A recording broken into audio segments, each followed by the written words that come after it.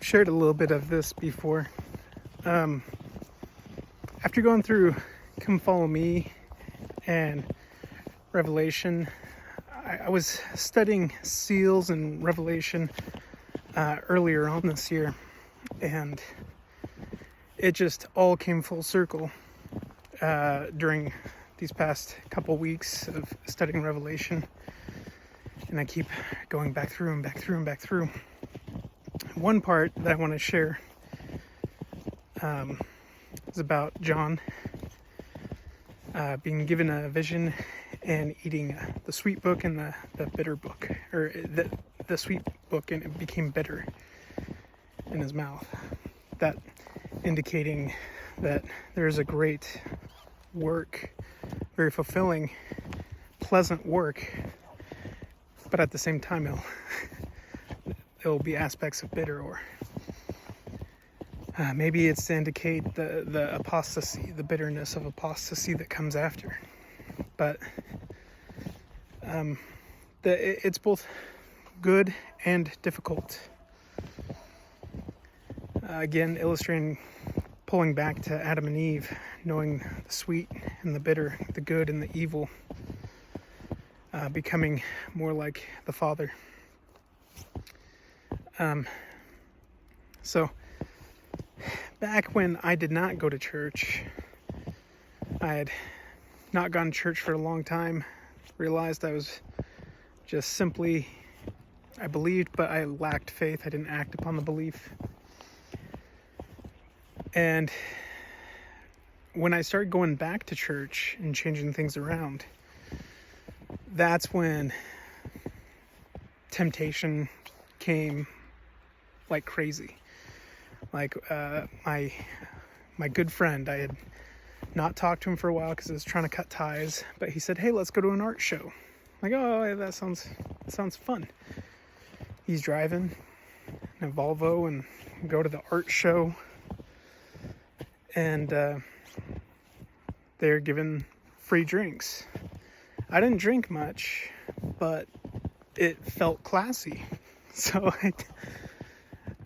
even when I didn't go to church and rebelled and all that stuff, drinking was not my thing. But it seemed classy, and that's what I did. And before I knew it, we got invitations to a party, all that stuff. You end up going.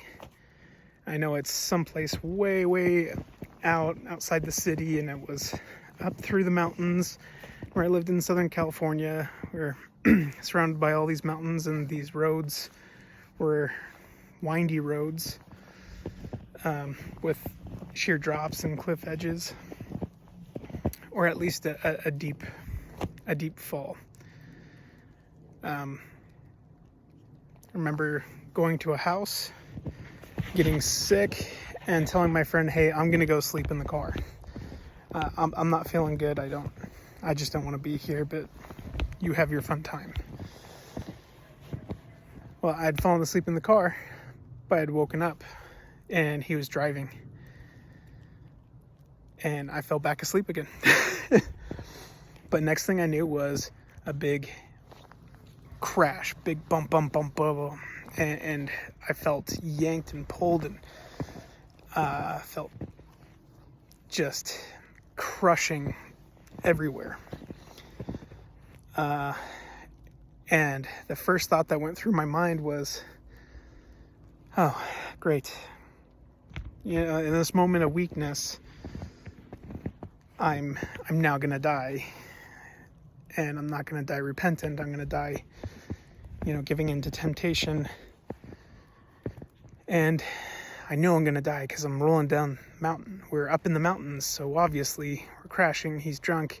And this is very sobering thoughts to go through somebody's mind.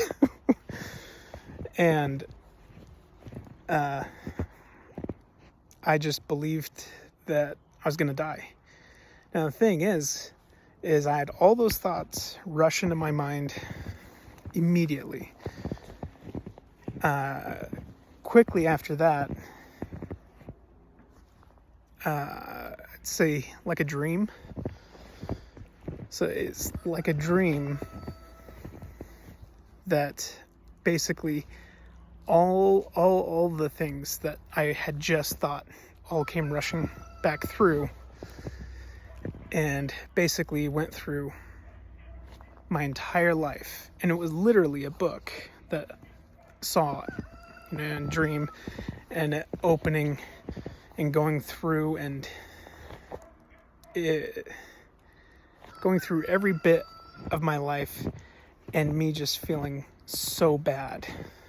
And it didn't occur to me until going through Revelation about John having that sweet and the bitter. But there was a capacity for sweetness in my life. There's good things. I didn't taste anything or even think of the word of sweet or bitter. It was just pleasant things in my life, potential. The pleasantness was the potential.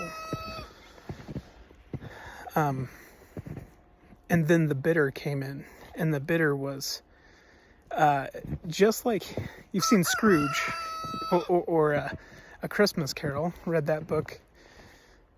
It is like that, except without, I don't know, I didn't see any future event. I hear people talk about these near-death experiences, and I don't know if this was I don't think that this was a near-death experience, because, I mean, it was near-death, but I didn't die. I thought I did. But, you know, I've heard other people's stories where they get to talk with Jesus and get to go and see all these things that have ever happened. I'm like, that didn't happen to me. But what I did see was just my mind, my thoughts went directly to those who knew me, my family, all of that. More importantly, my mom, and thinking of just what my loss would do to my family. What would it do to my mother? And that itself was the most motivating, heartbreaking part of the experience. Was first seeing the hardship that it brought upon everybody else. And it's not because just, oh, he's young and died, but no, he was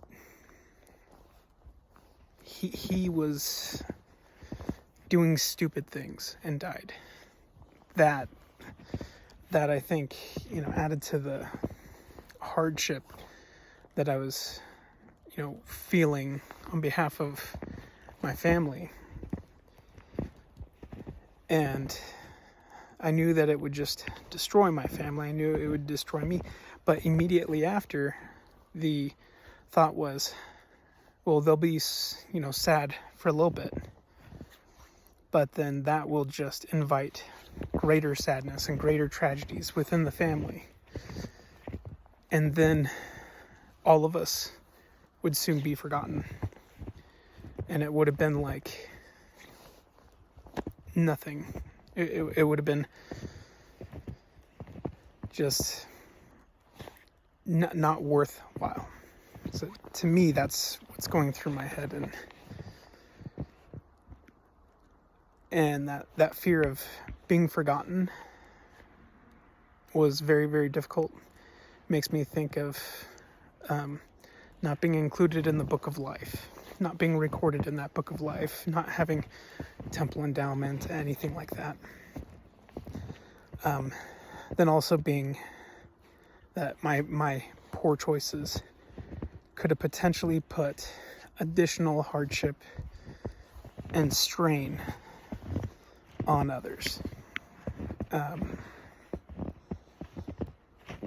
Not something that can't handle at our best, but still it was something that far more something you feel than something I can explain. obviously I came to. We did not go down some cliff edge. We had actually made it back into town, and there's just this hairpin turn, and we end up hitting a giant boulder and crashing into some palm trees, and the car flipped over and then rolled over into the street. So I think we're going pretty fast. The car was completely crumpled inwards. My arm had gone through the windshield. I had broken glass stuck all over my arm. Had a seatbelt on. That's good. My friend had his seatbelt on. What he's like, if you want to imagine him, imagine just a hippie. Long blonde hair. He's just got his face in his airbag. I didn't have an airbag on my side. And I go, oh, hey, like, Sanka, you dead from Cool Runnings? I go, hey, Austin, you dead? And he looks up, and there's, like, blood all over from his busted nose, and he's like, oh, man. And I'm like, okay, he's good. But managed to get out of the vehicle and wiped all the glass off my arm, and it didn't penetrate my arm, it just wiped off. And I just realized how lucky I really was. And that was a Scrooge moment for me, where, in fact, the next day was Sunday. It was church. So I probably had that car crash in midnight. I probably stank like cigarettes and alcohol. What did I do? I went home, slept on the couch, and I showered and got ready for church, completely hungover, probably still stinking like cigarettes. And it was from that point forward when everything changed, and I went and met with my bishop that day. It was definitely one of those turning points. Now, I've had those turning points, like I've mentioned before, about the whole town or city being evacuated. We have wildfires surrounding us, and sky glows orange. It's all filled with smoke, ash falling like heavy snow, and everyone is gone. And to me, that was hell. I was spiritually feeling like I was in hell, and it quite literally looked like it. For being alone, there being a lack of life, and it was just difficult to breathe. It was difficult for anything. Now, like, who needs a vision of the last days when that's something that you're experiencing? So I know I've mentioned this before, but I wanted to share it because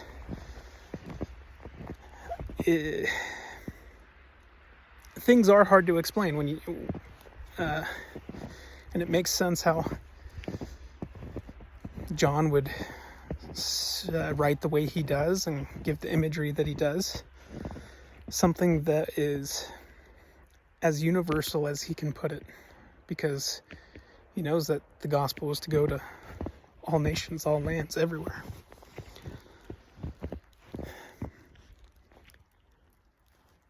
So it's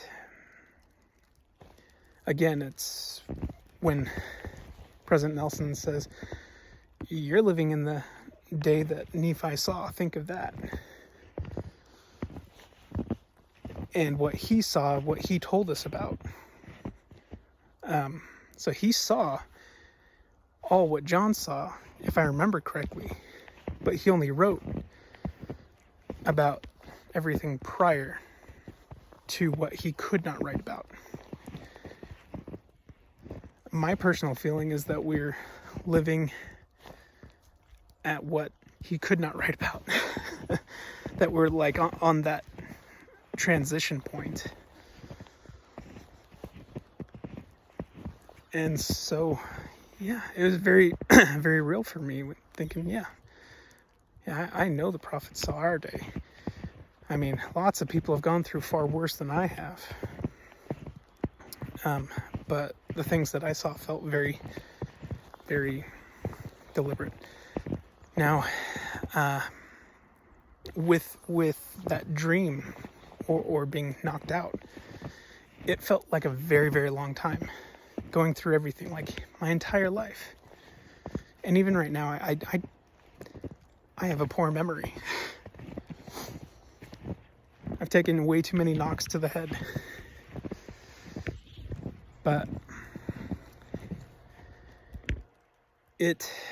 I didn't have angelic messengers. I didn't have a vision of the future.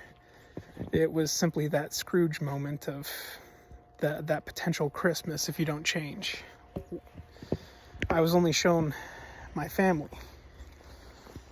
I was only shown the things that really pertained to me. I guess the things which I, at that time, had influence over. And I guess if we wanted to read further into it, you could probably look and say, does the mother represent also the church, or Zion, or the church, and give it some of the connections and symbols which are used in parables that Christ gave. And I think no, the church would go on pretty fine without me.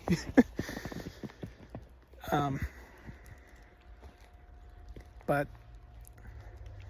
perhaps there's a reason that the Lord preserves us. I think there is a reason the Lord preserves us. And I hope I get a hang of that and realize more of that before I get too old. I have realized, like, how did Christ withstand and go through everything he went through? Well, it's because he wasn't focused on himself. When he referred to himself, he was also referring to the Father, and I think perhaps that's how he treated it. And that this way he knew he was doing the Father's will and not his own. And his Father's will was serving others 100% of the time. And this way he could find charity. This was the manifestation of charity. How could he not be resentful? Well, he's not thinking of himself. The times that he thinks about himself is, if thou would be willing, remove this cup from me. Nevertheless, not my will, but thine be done. But he was constantly focused on the other. And it reminds me of what Elder Bednar said when given a little lecture thing at BYU, that you can't divvy up your time here, and here. That he gives 100% of his attention here, gives 100% of his attention here, and then here. And then lately he's done at least two videos of a day in the life of an apostle. And you see how he commits 100% of his attention to everything, and he seems focused. Now, I've done other things and been law enforcement and even a parole officer and handled, upward to 65 cases at a time, and I need to know the personal history on all of those people. I did that as a manager at a developmental center, having to know the precise treatment for everybody. Not only that, I was handling 3 specialty group, well, like a drug court, specialty court, and then a mental health and substance abuse recovery program. And then on top of that, sex offenders, and then you're just regular offenders. And you have to know everything ahead of time. And I studied each person's cases, and I tried to get to know them very well. But even then, with all those cases, meeting with them I would have these brain farts. I would have to go gong. It's like static. And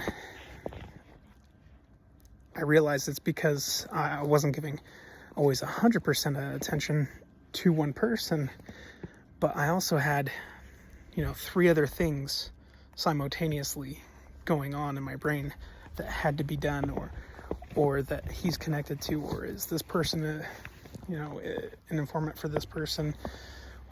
Am I following policy procedures with everything? That's a big thing, is always double checking your policy procedures. Followed it to a T. However, they pick and choose who and when those policies apply. So I guess it depends on the department. So I realized just how difficult it is, but how devoted, how consecrated our leaders truly are. Because it's not just 10% of their time that they're devoting to us, it's 100%. They're completely consecrated. And even though they do that full time, they're still 100%. Like we are on our missions, we're 100%. When does contention come in? Contention comes in when one or both companions are thinking selfishly, wanting to do their own will or have it their way. Man, was it Burger King? It's not BK. You can't have it your way. But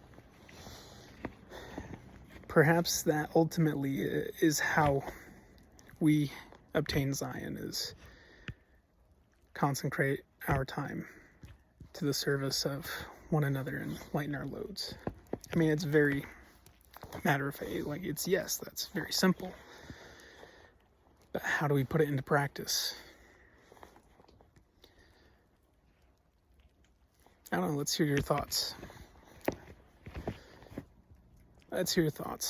And then, I guess, really just section things off and give 100% attention. And then break off of whatever that was. Give 100% attention. I think this is why we see stay-at-home parents.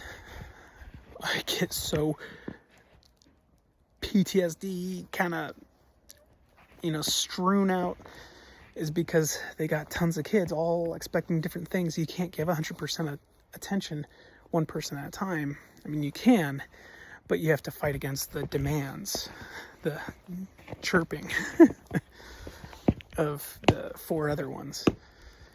And then you say, yes, that's cool. I love that your sock has purple and brown on it. I know it's a purple sock. Why does it have brown on it? Can you please tell me what that is?